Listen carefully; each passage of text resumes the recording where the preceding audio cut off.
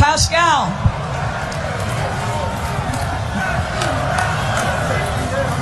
Siakam, a man who a year ago, we've talked about this, you couldn't stay on the floor, and yet in the games that mattered, game 1 and game 6, you were sensational. So how do you grow that much in such a short period of time, and what's it been like celebrating this with these men? Oh man, it's been an unbelievable experience for me, just learning every single day from these guys, and you know, it's my first rodeo, you know, being at this stage, and every single day, every single game in the playoffs, I keep getting better, I keep learning, I keep improving. It's just great, man. Amazing for Cameroon, you see the flag, and you know, Africa in general, to be here and be able to celebrate with these guys, amazing. Congratulations. La radio qui vous parle de NBA, c'est Radio Off Basket. Le basketball, c'est mieux à la radio. The level of commitment that this guy has shown. Let me shut up.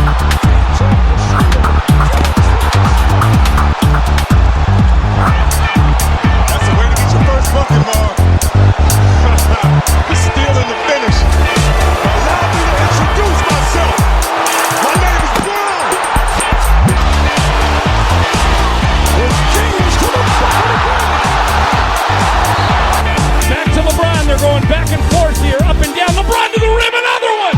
2 tomahawk dunks, and the building is on its feet. shot clock is off. Hardaway to Trier. Trier drives down. Throws it down. Alonzo Trier. Talk about an exclamation point.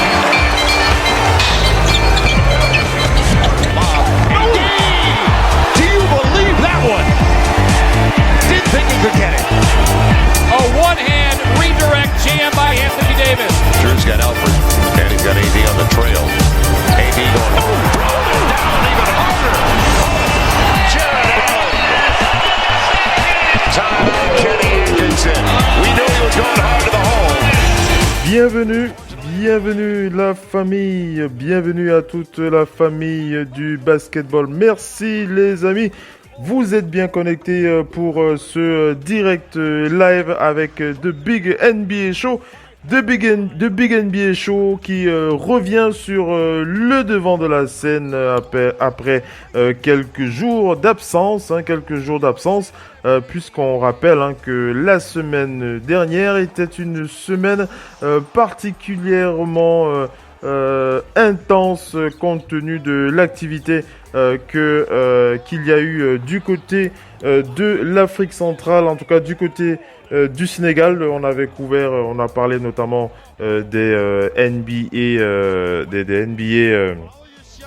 Merde, je cherche mes idées. Merci Missy.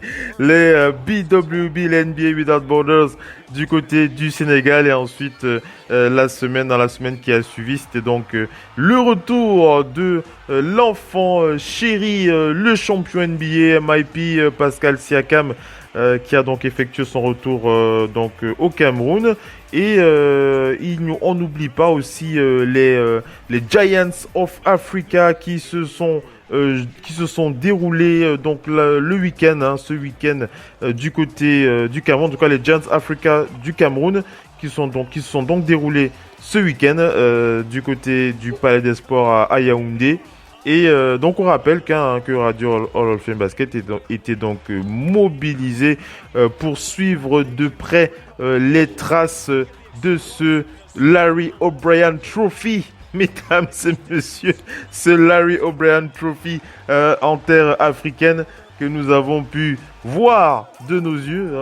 J'ai pas pu le toucher, j'ai pas pu le toucher de mes mains, mais le plaisir de le voir était tel que ça valait tous les autres plaisirs. En tout cas, voir le Larry O'Brien Trophy dans les mains de Masai Ujiri et de Pascal Siakam, ça valait tous les déplacements ce week-end. Donc voilà, on va notamment revenir. Je termine, après je te fais la passe, Missy qui est là avec moi. On va l'introduire tout à l'heure. Je rappelle juste le programme pour préciser Donc on va juste faire un point rapide sur la semaine dernière avec les juniors NBA avec Missy qui est avec nous. Et ensuite, dans la deuxième partie de l'émission, on fera le point sur le calendrier NBA qui est déjà publié depuis plusieurs jours sur les réseaux. Si vous n'en avez pas entendu parler, on va faire le point là-dessus pour parler dans cet épisode, dans ce podcast des matchs à ne pas manquer, absolument, les matchs à ne pas manquer pour la saison prochaine. Et on terminera ce talk show avec les toutes dernières news en provenance de l'NBA. Il y a toujours des news, des infos à partager avec vous. Alors, on va commencer par introduire Missy. Bonsoir Missy, comment vas-tu pour ce talk show de Big NBA Show? Comment vas-tu? Oui, bonsoir à tous les auditeurs. Ça va très bien. Ce week-end, on a profité pour regarder les finales de NBA Junior. Et donc, on a pu voir nos jeunes Africains qui sont allés là-bas pour rivaliser avec les meilleurs. Comme l'an dernier, ils étaient en finale. Ils ont perdu, mais la tête haute quand même. Parce qu'ils ont produit du bon basket. Voilà. Ils savent jouer. Voilà. Mais sinon, vas-y Missy, on t'entend, on a du mal à t'entendre. Si tu peux être un peu plus d'élocution, vas-y. Oui. Donc, ils ont produit du bon basket. Et ils ont été extrêmement bons. La seule chose à déplorer, c'est la blessure de Marouf Moumine, qui s'est blessé et qui a rapidement quitté le match à l'entrée dans le deuxième carton. La fin du deuxième carton, je crois bien. C'est dommage pour lui, mais on rappelle quand même que ce cher Marouf a une fois de plus obtenu pour la deuxième fois consécutive ce très jeune joueur du côté du Cameroun qui a obtenu ce NBA Determination Award pour les juniors NBA. Allez, on va tu veux dire autre chose, sinon on enchaînera avec le programme, Missy. Tu veux dire autre chose? Je voudrais juste dire que c'est un extrêmement bon joueur et la finale a basculé au moment de sa blessure au genou. Il a été porté pour quitter le terrain. Je voudrais vraiment dire à tous les jeunes, ne dormez pas avec votre talent. Montrez-le aux gens et Marouf Moumine l'a encore fait cette fois-ci.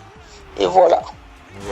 Voilà donc pour cette petite intro. Allez les amis, on attaque avec notre ressenti, enfin mon ressenti, puisque je me suis occupé particulièrement de cette couverture, même ici qui va donner son avis là-dessus, sur cette semaine africaine avec la NBA qui était donc qui sont donc du côté du continent. Restez bien connectés, à tout de suite.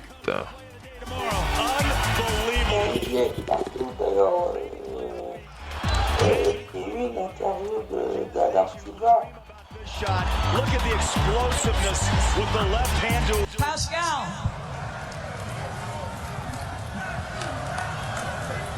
Pascal Siakam. La radio qui vous parle de NBA, c'est Radio Off Basket. Le basketball, c'est mieux à la radio. La radio qui vous parle de NBA, c'est Radio Off Basket. Allez, on enchaîne. J'enchaîne.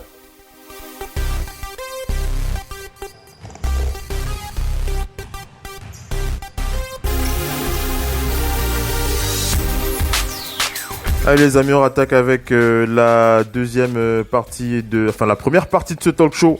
Je l'ai annoncé donc en début d'émission. On fait le point rapidement sur notre ressenti par rapport à cette semaine africaine avec le retour de Pascal Siakam au Cameroun. Alors pour ceux qui suivent nos émissions, nos podcasts, vous avez dû voir, vous avez dû entendre, devrais-je plutôt dire pour être plus précis, puisque c'est de la radio, c'est pas de la télé. Vous avez dû entendre ces podcasts, ces épisodes où nous avons donc diffusé, où nous avons couvert l'intégralité des éléments qui concernent le passage de Pascal Siakam au Cameroun.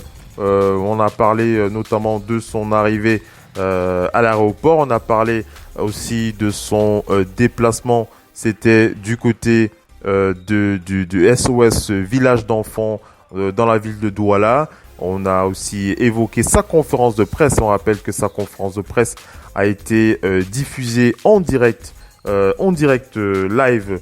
Elle s'était déroulée du côté de l'hôtel La Falaise à Bonapriso. On avait couvert cette conférence de presse en live. On l'avait ensuite débriefé.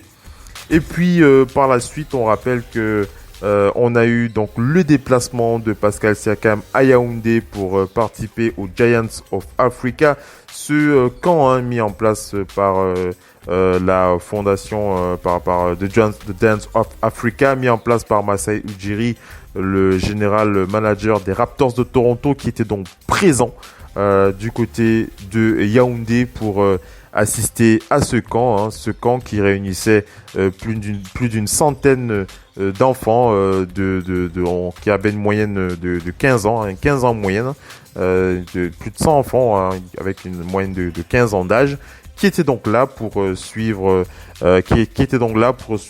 ce camp des Giants en partenariat avec NBA Academy. On rappelle que la NBA Academy était aussi présente. Donc on a eu l'occasion de voir notamment Masai Ujiri lui-même en personne. Masai Ujiri, un homme qui nous a montré une disponibilité incroyable, comme on en voit rarement dans ce monde qui semble souvent aussi distant du sport. Lorsque vous avez la possibilité de rencontrer quelqu'un aussi charismatique que ce général manager et qui vous dit voilà, vous savez, ça ne l'emmerde absolument pas de prendre une photo et de discuter, de s'asseoir et de discuter, c'est quelque chose de particulièrement appréciable de la part de Masai. En ce qui concerne Pascal, lui aussi, il a vraiment été totalement disponible, Pascal Siakam, notamment lors de son passage au collège Savio pour l'ouverture de sa Skills Academy. Ça, c'était après le lendemain de sa conférence de presse. Il a donc démarré les activités de sa Skills Academy du côté du collège Savio, et dans la soirée de cette journée d'ouverture, il a organisé un petit All-Star Game avec les meilleurs joueurs locaux, on va dire ça comme ça, et on a vraiment vu un Pascal Siakam heureux, un Pascal Siakam dans ses baskets, un Pascal Siakam vraiment en communion avec le public présent, ses frères qui étaient là aussi.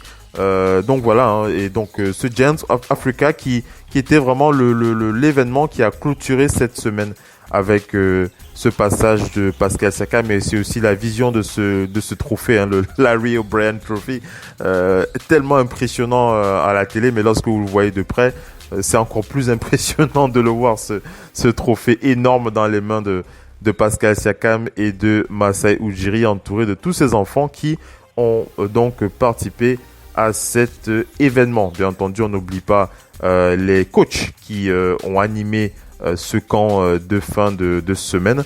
On pense encore à ces coachs bien connus du côté du Cameroun, à savoir Joe Tuomu, pour ceux qui connaissent un petit peu Joe Tuomu, le coach Tuomu qui était là, voilà, qui est là, qui a vraiment énormément jeune, comme l'a dit Missy, et qui était là pour superviser les entraînements samedi et dimanche. On a pu discuter avec lui, on a pu discuter avec toutes ces personnalités.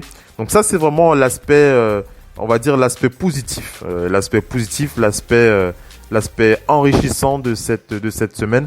Et autour de ça, il y avait aussi des aspects négatifs qu'on ne peut pas nier, qu'on ne peut pas oublier ici, parce que bon, si on n'en parle pas, ceux qui nous écoutent vont dire que voilà, vous ne parlez que de ce qui est bien. vous oubliez aussi ce qui ne s'est pas bien passé. Alors pour refaire le point globalement pour les écueils, on va dire ça comme ça, on va commencer par le dernier événement en date qui fait un peu le buzz en ce moment. Il s'agit bien entendu du rendez-vous manqué de Pascal Siakam dans le bureau du ministre des Sports et même du côté du Palais des Sports, puisque si on revient encore sur l'histoire de ce qui s'était passé, Pascal Siakam le management, on va dire, c'est pas lui-même Pascal Siakam, mais c'est le management de Pascal Siakam qui, par l'intermédiaire de la fédération de basket, aurait donc organisé un rendez-vous avec le ministère des Sports avec le ministre des Sports du Cameroun. Donc c'était dans son bureau à une heure précise. Je me souviens plus à quelle heure c'était indiqué. Ça circule sur les réseaux. Vous pouvez trouver ça. Et puis Pascal Siakam et Masai Ujiri ne se sont donc pas rendus à ce rendez-vous. Puis le ministre, voyant donc l'absence de Pascal Siakam, est donc venu au Palais des Sports en espérant les rencontrer. Ça n'a pas été le cas. Il n'était pas présent. Et puis par la suite, il est parti. Il a continué à s'occuper de ses affaires. Et puis par la suite, la fédération de basket, au vu de l'échec de cette rencontre, a donc publié une lettre officielle d'excuses à l'attention du ministre des Sports. Et bien entendu, comme vous imaginez bien, lorsque la politique s'en mêle, ça crée un pataquès terrible. En tout cas, du côté des médias et du côté des réseaux sociaux. Tout le monde en a parlé au Cameroun ici pendant plusieurs jours. Ça a vraiment fait les choux gras de la presse et puis on a beaucoup de monde en parlé. Alors, ce qu'il se dit, pour entrer dans les détails de cette affaire, il semblerait que Masai Ujiri et Pascal Siakam n'aient pas été informés de cette demande du ministre de les recevoir. Ceci pourrait expliquer cela. Ça, ce sont des petits détails qu'on a comme ça, mais on ne peut pas vous donner des certitudes. On vous donne les éléments que nous avons pu recueillir auprès des personnes proches de ces événements. Et puis, ça, c'est le dernier événement en date. Au-delà de ça, on peut parler aussi d'un petit peu d'amateurisme dans l'organisation de son retour. On a vite remarqué, en tout cas moi, j'ai vite conclu qu'il n'y avait pas une réelle agence de com pour gérer la communication et les déplacements du joueur, puisqu'il était entouré globalement de l'équipe des Raptors, à savoir son entraîneur personnel, son agent, il était là, son agent, Amadou Fall aussi qui était là, le président de NBA Afrique qui était présent, mais non, on voyait bien qu'il n'avait pas une agence attitrée à la carrière de Pascal Siakam qui aurait pu lui éviter certains écueils. Donc on a bien remarqué plusieurs soucis au niveau de l'organisation de ses déplacements, notamment sa conférence de presse. On revient sur sa conférence de presse. On va pas mettre 3 heures dessus, mais vous avez une diffusion en direct de l'intégralité de cette conférence de presse où vous pouvez vous rendre compte vous-même de ce qui s'est passé. Une conférence de presse qui était assez, on va pas dire mal organisée, mais qui aurait pu mieux s'organiser. Et au-delà de cela, c'est le parcours même du joueur où il y a eu une certaine confusion entre ses activités privées et ses activités publiques. Donc autant de choses qui n'étaient pas, il n'y avait pas de perfection, comme partout, il n'y a pas de perfection, mais en tout cas le joueur était là et il a fait profiter de son aura. Il a partagé vraiment son aura avec tous ceux qui étaient présents, tous les fans de basket qui étaient présents ont pu profiter de cela. Missy, comment est-ce que tu réagis globalement à tout ce que tu as entendu rapidement? Oui, le problème de ça, c'est déjà toutes les rumeurs, toutes les fausses informations qui ont circulé. On a expliqué que Pascal Siakam avait fui les fans à l'aéroport et tout ça. Non, c'est pas comme ça que ça se passe. C'est réellement une personnalité publique. Ce gamin, il est allé aux États-Unis. Il était un peu au tout début. va même le dire, la saison dernière, la saison avant. Une saison avant, il était un peu dans l'ombre de Joël Embiid. On parlait beaucoup plus de Joël Embiid. Pascal Siakam, c'est vraiment cette saison qu'on le découvre et il a fait des playoffs énormes. Il a été bien meilleur, il a été même encore meilleur en playoffs qu'en saison régulière. Mais maintenant, quand vous regardez, le Cameroun a toujours été dans un amateurisme qui empêche les choses d'avancer. C'est ça le problème que nous avons. Il y avait la non-participation du Cameroun dans de nombreuses compétitions. L'amateurisme est toujours là. Un ministre, il a un chargé de com, il a un agenda, les choses se programment. Tout ce petit monde-là, ils étaient au Sénégal, ils ont vu les autorités sénégalaises, ils ont vu le président du Sénégal, Macky Sall, même comme la fédération sénégalaise, elle aussi, elle a énormément de problèmes actuellement, elle est mise en cause. Mais cet amateurisme-là, il va falloir que les choses changent, parce que la NBA est réellement en train de venir en Afrique, elle s'intéresse réellement à l'Afrique. Rendez-vous compte, les Olajuwon, ils partent à l'aventure aux États-Unis. Aujourd'hui, c'est la NBA qui vient à nous. Donc, je pense que il faut mettre les plats, les grands plats, et les petits plats dans les grands plats pour accueillir ces gens-là. Parce qu'ils viennent investir, croire en notre jeunesse. Marouf Moumine, on parlait justement de NBA Junior.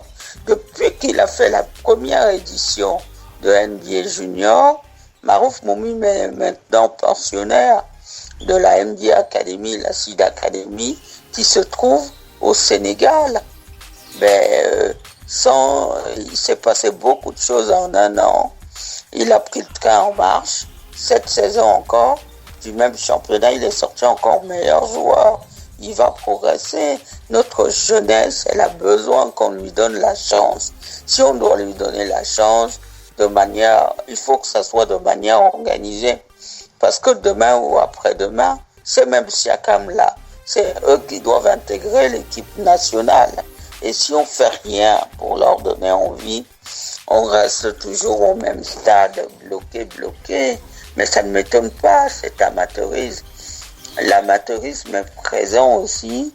C'est lié au fait de la piètre situation aussi de la ville de Douala. Faut lui dire, une ville dans laquelle on ne peut pas se déplacer, c'est problématique. Quand vous voyez Pascal Siakam n'est plus seulement une star camerounaise, c'est une star internationale du basket et on ne peut pas avoir un tel comportement de choses. Voilà, soit dit en passant, tout le basket camerounais dans l'actualité, il y a eu les NBA Juniors, il y a eu Basket Without Border, il y a nos filles qui sont actuellement au Sénégal, qui ont plutôt fait un très bon démarrage de tournoi. Tout ça, il faut mettre les choses en ordre de marche. Il nous faut constituer le vivier que nous n'avons pas. Quand vous avez un vivier, les Américains, ils ont un vivier. Quand quasiment les 30 meilleurs joueurs de la NBA, les 30 meilleurs joueurs américains, quasiment tous de la NBA vous disent, nous on va pas au championnat du monde. Ils sont remplacés par d'autres. Les petits jeunes sont là, les Donovan Mitchell, tout ça, les Tatum, on va les voir. Donc il faut se mettre en ordre de marche. Nous, il faut qu'on comprenne que les choses évoluent, vont très très bien. On a vu les jeunes Maliens cet été terminer derrière les États-Unis, réellement challenger les Américains. Ils auraient pu gagner, mais nous avons ce travail de vivier à faire.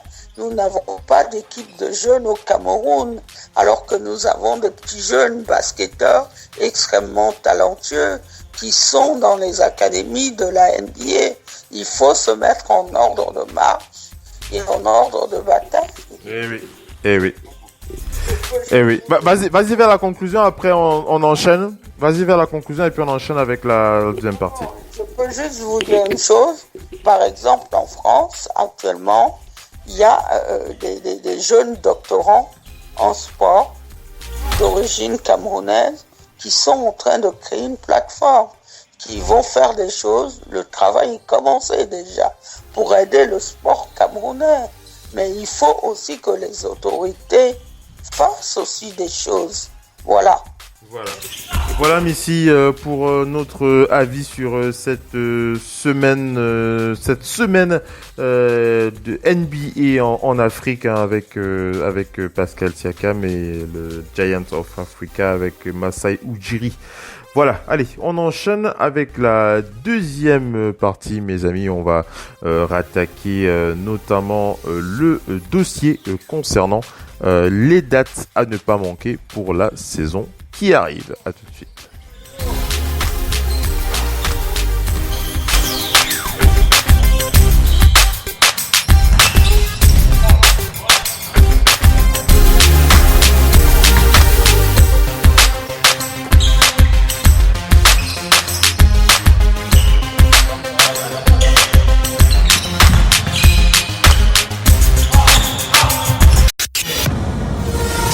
La radio qui vous parle de NBA, c'est Radio Off Basket. Le basketball, c'est mieux à la radio.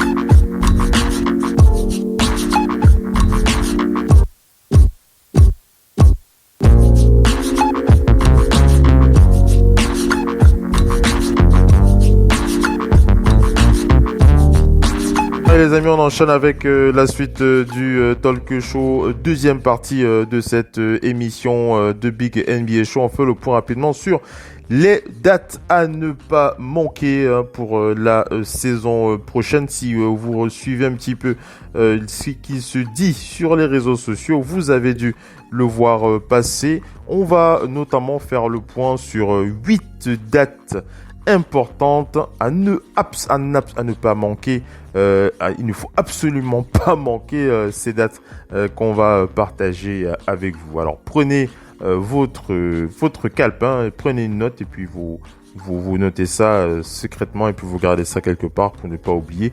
On commence par le 22 octobre. Le 22 octobre, c'est le match qui va opposer les Raptors aux Pelicans de la Nouvelle-Orléans. On rappelle que les champions NBA vont donc recevoir à cette occasion leur bague de champion pour le premier match de la saison. Ce sera l'occasion de célébrer une nouvelle fois le premier titre des Raptors de Toronto devant leur public, un public canadien chaud bouillant et surtout extrêmement bruyant. Et surtout, ce sera surtout le moment de ne pas manquer le phénomène Zion Williamson. Si vous n'avez jamais vu ce joueur, que ce soit dans les highlights, que ce soit sur YouTube ou alors sur d'autres vidéos sur les réseaux sociaux, c'est le moment de voir Zion et surtout c'est de le voir avec ce maillot des Pelicans.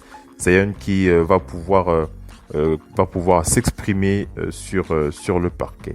Le même jour, ce 22 octobre, ce sera cette rencontre tant attendue entre cette guerre qui va se jouer à Los Angeles, les Lakers de Los Angeles face aux Clippers de Los Angeles. Ce sera donc l'âge de guerre qui sera déterré du côté de LA. Donc pendant que les Raptors fêteront leur bague de champion, la NBA qui va régaler les fans avec cette rencontre. Les Lakers qui affronteront les Clippers qui vont donc se battre pour cette suprématie. À l'ouest, ce sera l'occasion de voir un superbe duel qui va donc opposer le duo LeBron James et Anthony Davis face à Kawhi Leonard et Paul George. Alors pour la participation de Paul George, moi j'ai quelques doutes. Paul George, je ne suis pas certain. Il risque qu'il soit présent pour le début de la saison. Sauf surprise, il pourrait ne pas être présent. La troisième date à ne pas manquer, mes amis, c'est le 27 novembre 2019. Anthony Davis qui revient à la Nouvelle-Orléans. Les Lakers qui affrontent les Pelicans à la Nouvelle-Orléans. Anthony Davis sera donc de retour dans cette ville hein, où il a grandi. Hein, c'est du côté de la Nouvelle-Orléans. Il faudra aussi s'attendre à un accueil très peu chaleureux du public, surtout au vu de la manière avec laquelle il a quitté la franchise.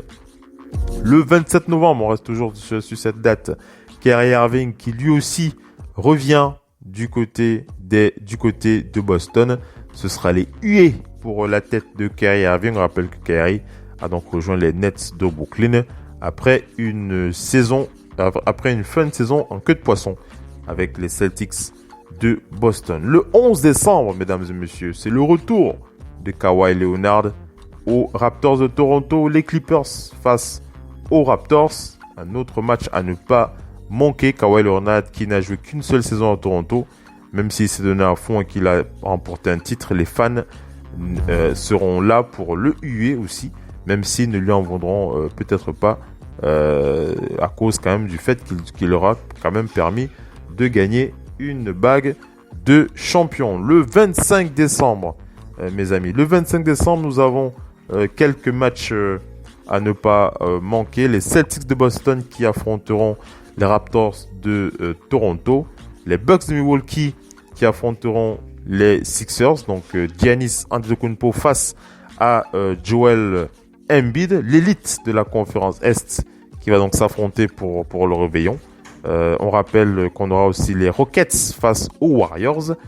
Donc le duo Russell Westbrook et James Harden face à Stephen Curry et Draymond Green. On rappelle que Klay Thompson est blessé en ce moment. Klay Thompson qui sera encore blessé. Les Clippers qui affronteront une fois de plus les Lakers pour le 25 décembre. Et on aura les Pelicans qui affronteront les Nuggets de Denver. On rappelle que les Nuggets restent quand même l'une des 4 meilleures équipes à l'ouest, si ce n'est l'une des 3, ou alors l'une des 2. Voilà, pour ceux qui veulent le faire encore déranger un petit peu.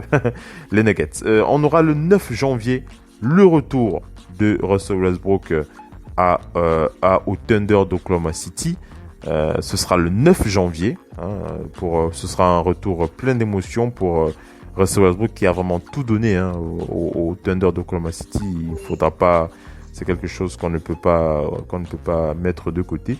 Et le 20, vas-y. Il a fait 2 saisons en triple-double. Hein. Ah, ça restera mythique. Hein, le passage de Russell Westbrook au Thunder. Il mérite bien en tout cas qu'on lui lève son maillot. Je sais pas, je pense pas qu'on lui sortira son maillot, mais ouais, il le méritera bien. Et puis on aura le 20 janvier avec la soirée spéciale Martin Luther King. Ce sera le 20 janvier avec une tonne de matchs intéressants. Hein. Les Wizards face aux Pistons, les Hawks face aux Raptors, les Nets face aux Sixers, les Heat face aux Kings, les Bucks face aux Bulls. Les Rockets face au Thunder. En tout cas, il y aura une bonne quinzaine de matchs intéressants pour le 20 janvier, le Martin Luther King Day. Voilà pour les dates à ne manquer sous aucun prétexte. Alors, je ne sais pas s'il y a une date, un match en particulier que vous attendez. En tout cas, moi, le match que j'attends, c'est la première rencontre qui va opposer les Lakers aux Clippers, Messi. Hein. Ce sera intéressant de voir ça. Hein. LeBron James face à Kawhi. Pour les fans de Los Angeles Lakers, ils vont pouvoir aller plusieurs fois au Staples Center. Ça. C'est très intéressant de voir ça. On rappelle juste que c'est la même salle. C'est la même salle et on décroche juste les trophées des Lakers qui sont au plafond de cette salle. Hein. Oui, ce sera effectivement cette même salle. Il est temps que cette salle puisse aussi avoir les trophées des Lakers, des Clippers. Des Clippers. On attend beaucoup de cette franchise. Allez, on enchaîne. Avec la suite, on diffuse rapidement quelques news. On va partager avec vous la déclaration de Logan Murdock à Stephen Curry sur D'Angelo Russell. On rappelle que D'Angelo Russell est toujours un Warrior.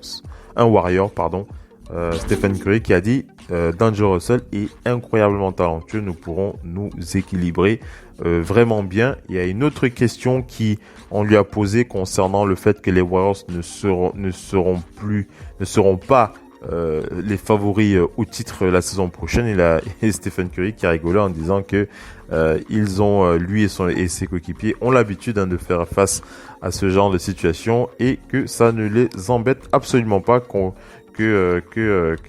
certaines personnes puissent penser que les Warriors ne sont pas favoris.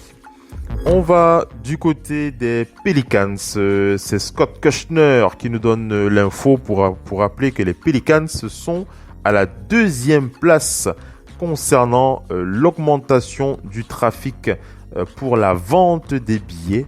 Les Pelicans qui sont la 2e équipe la plus attractive en tout cas sur le digital pour acheter des billets pour regarder les matchs de cette franchise, et ils sont également classés 7e rang sur le plan des équipes et ayant le plus l'équipe qui soulève le plus d'intérêt pour la saison prochaine. Encore une raison pour ne pas manquer le premier match de Zion Williamson. Ce sera un match à guichet fermé. Donc si vous n'avez pas réservé vos places, ça va être compliqué. C'est le Zion Williamson qui est empêtré dans des problèmes d'argent, qui pourrait bien trouver son épilogue devant la justice, parce que lorsqu'il a fait sa déclaration à la draft, il a signé avec un agent avant finalement de se séparer de lui. Celui-ci réclame les millions, donc pourrait bien réclamer les millions aussi donnés par Jordan. Voilà.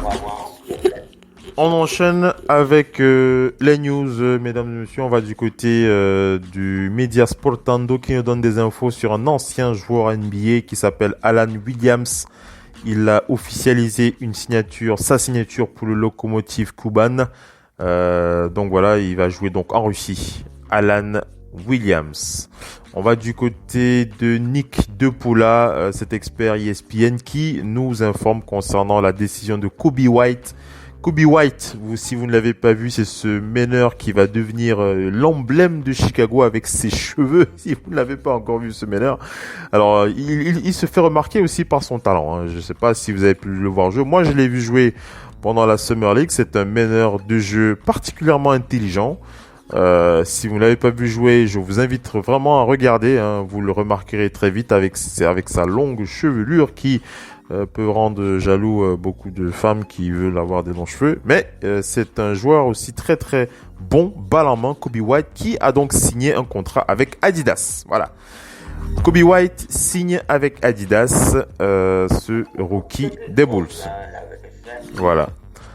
On va du côté de Madi Lee qui nous donne l'info concernant le Thunder qui signe un pivot du nom de Justin Patton. Justin Patton, âgé de 22 ans.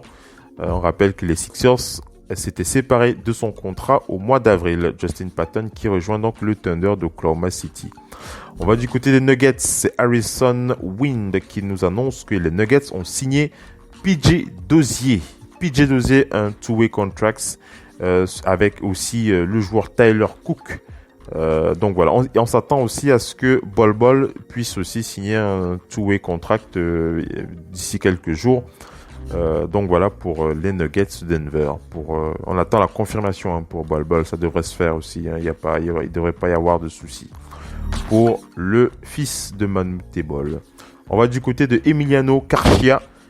Qui nous précise que l'ex-joueur NBA Jason Randle, on rappelle qu'il était champion d'Europe en 2018, Jason Randle, il est sur le point d'aller en Chine avec du côté du club Tianjin.